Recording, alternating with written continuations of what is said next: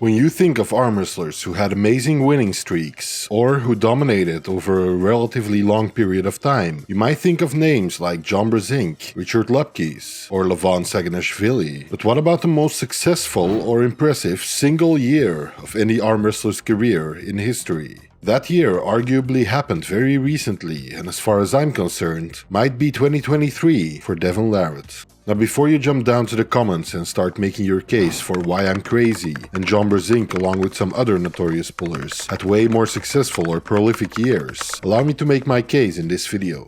This video will also serve as a sequel of sorts to my first video on Devon Larratt, so take a look if you haven't already. To add a little more context, in June of 2022, Larratt faced a serious injury after his match with the then and arguably now #1 Levon Saginashvili. After being written off as a serious contender for the #1 spot in arm wrestling, Devon seemingly set out to start an ascendancy like no other and prove his naysayers wrong. He would start by building up his strength and integrity yet again, and was aided, at least according to his own words and the arm wrestling community at large, by the use of copious amounts of stem cell treatments. I wanted to talk about one of the things that really helped me. And as some of you may know, that I have used stem cells. It should be noted that Devon is also sponsored by a stem cell treatment center, and certainly doesn't shy away from promoting the treatment as a whole. Regardless of the efficacy of stem cells in regards to short-term recovery within the context of arm wrestling, surely there were also other factors at play. Seemingly unhindered by his recent injury and more confident than ever, Devon decided to jump into the deep end and compete against the Ukrainian Yevgeny Prudnik for the world title at East vs West 5. Pulling off a relatively easy victory, it was now clear that Devon was in the conversation for the top elites, if not amongst the super heavyweights, at least amongst the heavyweights. What followed in 2023 was a year in his career that even he couldn't have predicted. Just like the like button can't predict the press you're about to lay down on it. When we look at the absolute number of super matches participated in, Devon comes in at 12 in 2023 alone, an average of one super match every month. This is of course excluding all tournaments and a super match win in November of the previous year versus the before mentioned Prudnik. But surely the frequency of competing alone doesn't make this the most successful year ever, so let's take a look at the actual win rate in those matches and the level of opponents Devon generally faced. Of these 12 matches, 11 of them were wins. That's a win rate of 92%, which in and of itself is very impressive. If we look at total rounds dropped, this number becomes even more impressive, as Devon only took 5 total round losses during the entire year, of which only 3 on the right arm. His right arm losses all stemming from his one match loss versus Gennady Kvikvinya. The Georgian Gennady, who seems to be the only person that stood in the way of a perfect match streak for Devon, has himself only had 2 matches during 2023. Despite Devon's consistent giant pumpkin training, where he only trains his right arm when away from the table, half of Devon's super matches of 2023 were on the left hand. Although not every opponent he faced on the left was necessarily of the same caliber as his right-hand foes, the record once again speaks for itself. Now talking about that record, let's go over it in more detail, shall we? In January, during the famous time travel edition of the Armoires Dark card, despite getting into some hot water during the lead up to the match, Devon managed to beat the Latvian rising star Sandor Šedis on both hands. In this double win through sheer dominance on the right, first signs started to show of a Devon reborn in 2023. Let him bleed. Let him bleed. Let this young man bleed. Let the young champion show me everything. After this, at the start of May, he decided to jump in the deep end of the super heavyweight elites yet again. The Georgian powerhouse Gennady Kvikvinya looked to be up to the challenge when Devon faced him at the 7th edition of East vs West. Perhaps in underestimating his opponent somewhat and an unparalleled tenacity from the Georgian, Devon ended up losing this closely contested match 2-3. What I hold on to from that match is in the end, in round 5, when I had my position, he blew my elbow off the pad because I could not keep my angle otherwise. This is what I hold on to.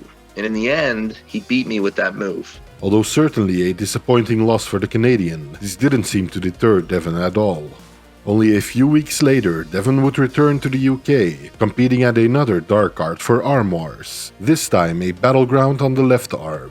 He first faced a self-proclaimed warm-up match against Mindas Dalskas, absolutely destroying him every round. In the finals of the battleground, the Danish Daniel Lund Christensen tried to put up a fight but was quickly defeated by the Canadian.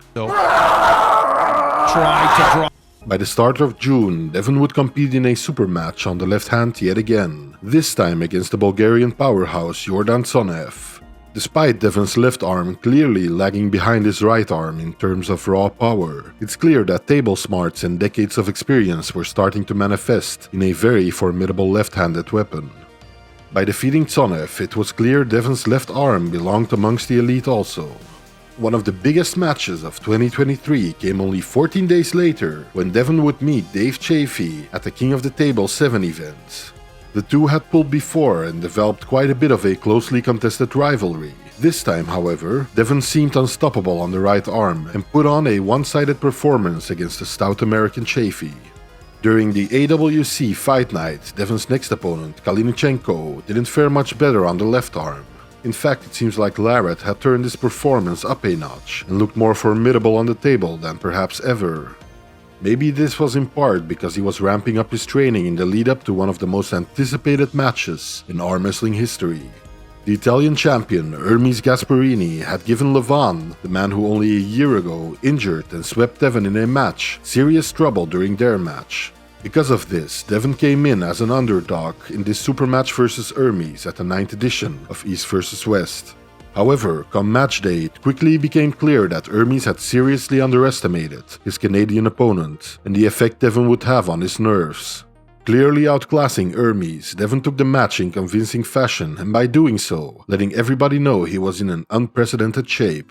Hermes is just he's a superstar, young arm wrestler. He's got it all, really. Been arm wrestling a long time. I've loved the sport for a very long time, and it's crazy. At 48, my health is returning.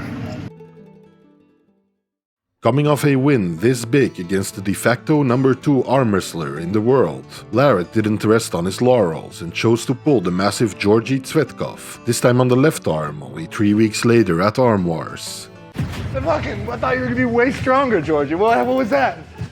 I didn't even train for 5 weeks, man. Despite Georgie having one of the strongest hands in arm wrestling and being a true contender, Devon took an easy victory that day, and plans were being made to face the Bulgarian on the right arm later in 2023. Before that time would actually come though, Devon would go on to use the momentum of this incredible year in his career to seek revenge for one of the biggest losses in that same career. Denis Siplenkov, the Russian arm wrestling legend, was making his comeback to the sport and seen by all accounts to be in good shape. Devon jumped on the opportunity and faced off against Denis at East vs West 10 in November of 2023. With Devon's usual antics during the match on full display, he comfortably got the better of the Russian juggernaut, and by doing so, getting revenge of sorts for his match loss years earlier. Not quite satisfied with all he had accomplished, one more challenger awaited by the end of the year. As mentioned before, he had met the Bulgarian Georgy Tsvetkov only 3 months before on the left arm and was now ready to face him on the right. In December, just before the holidays, Devon won over Georgie once again, by now solidifying himself as one of the top, if not the number 1 arm wrestler in the world. In order to prove this conclusively, of course, he would have to defeat the man who derailed his ascendancy in the first place. Undoubtedly, because of his performance in 2023, a rematch between Devon and Levan is now set to take place at East vs West 12 in the spring of 2024. Whether or not Devon will be able to pull off the seemingly impossible remains to be seen, but if he does manage to beat Levan, it would be the crowning achievement on an already incredibly impressive streak. Some people have even been whispering about a potential passing of the torch as the greatest of all time, from John Berzing to Devon Larratt, although admittedly that would still be a rather hard point to argue for. I believe the period starting with Devon Larratt's match versus Michael Todd in May of 2021, up to his future match with Levan Saganashvili, will become known as the renaissance of Devon's professional career, with the year 2023 standing out as an especially high point. Maybe not the most prolific year in the history of the sport in terms of sheer numbers, I feel like the quality of opponents faced, as well as the manner in which each was defeated, quite possibly earns Devon's 2023 the title of most successful year in arm wrestling history. Do you disagree with me? That's totally fine. I'd love to hear your thoughts in the comments. If you like my content, feel free to subscribe to the channel, and as always, a major shout out to the Armians and Fingerfolk. Arm Historian, out.